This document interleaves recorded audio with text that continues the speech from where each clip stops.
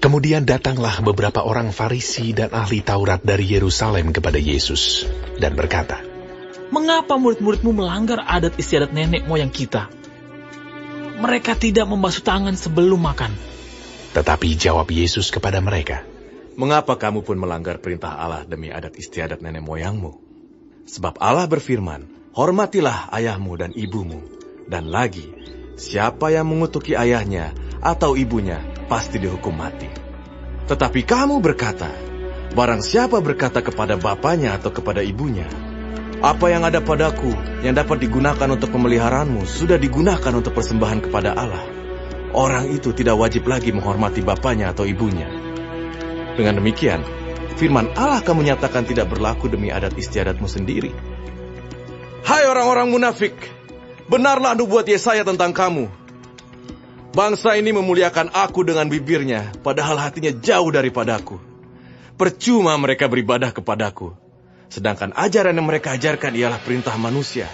Lalu Yesus memanggil orang banyak dan berkata kepada mereka, "Dengar dan camkanlah, bukan yang masuk ke dalam mulut yang menajiskan orang, melainkan yang keluar dari mulut, itulah yang menajiskan orang."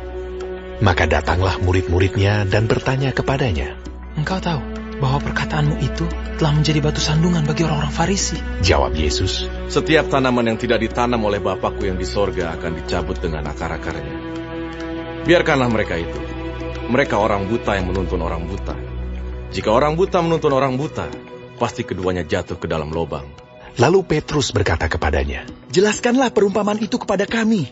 Jawab Yesus, "Kamu pun masih belum dapat memahaminya. Tidak tahukah kamu bahwa segala sesuatu yang masuk ke dalam mulut, turun ke dalam perut lalu dibuang di jamban? Tetapi apa yang keluar dari mulut, berasal dari hati, dan itulah yang menajiskan orang. Karena dari hati timbul segala pikiran jahat, pembunuhan, perzinahan, percabulan, pencurian, sumpah palsu dan hujat. Itulah yang menajiskan orang. Tetapi makan dengan tangan yang tidak dibasuh, tidak menajiskan orang."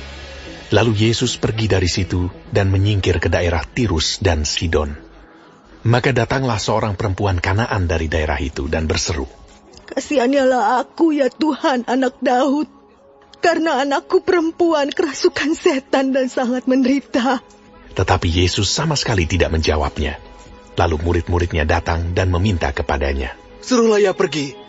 Ia mengikuti kita dengan berteriak-teriak." Jawab Yesus, "Aku diutus hanya kepada domba-domba yang hilang dari umat Israel." Tetapi perempuan itu mendekat dan menyembah Dia sambil berkata, "Tuhan, tolonglah aku." Tetapi Yesus menjawab, "Tidak patut mengambil roti yang disediakan bagi anak-anak dan melemparkannya kepada anjing." Kata perempuan itu, "Benar Tuhan, namun anjing itu makan remah-remah yang jatuh dari meja tuannya." Maka Yesus menjawab dan berkata kepadanya, "Hai ibu, besar imanmu, maka jadilah kepadamu seperti yang kau kehendaki." Dan seketika itu juga anaknya sembuh.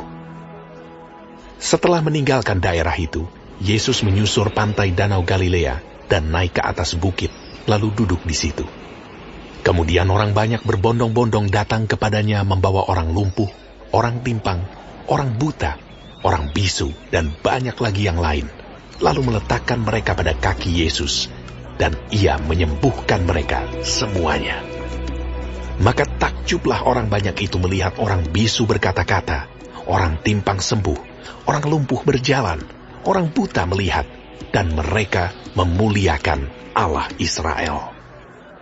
Lalu Yesus memanggil murid-muridnya dan berkata, "Hatiku tergerak oleh belas kasihan kepada orang banyak itu. Sudah 3 hari mereka mengikuti aku, dan mereka tidak mempunyai makanan. Aku tidak mau menyuruh mereka pulang dengan lapar. Nanti mereka pingsan di jalan." Kata murid-muridnya kepadanya, "Bagaimana di tempat sunyi ini kita mendapat roti untuk mengenyangkan orang banyak yang begitu besar jumlahnya?" Kata Yesus kepada mereka, "Berapa roti ada padamu?" 7. Jawab mereka. Dan ada lagi beberapa ikan kecil. Lalu Yesus menyuruh orang banyak itu duduk di tanah. Sesudah itu Ia mengambil ke-7 roti dan ikan-ikan itu, mengucap syukur, memecah-mecahkannya, dan memberikannya kepada murid-muridnya. Lalu murid-muridnya memberikannya pula kepada orang banyak. Dan mereka semuanya makan sampai kenyang. Kemudian orang mengumpulkan potongan-potongan roti yang sisa, 7 bakul penuh. Yang ikut makan ialah 4.000 laki-laki, tidak termasuk perempuan dan anak-anak. Lalu Yesus menyuruh orang banyak itu pulang. Ia naik perahu dan bertolak ke daerah Magadan.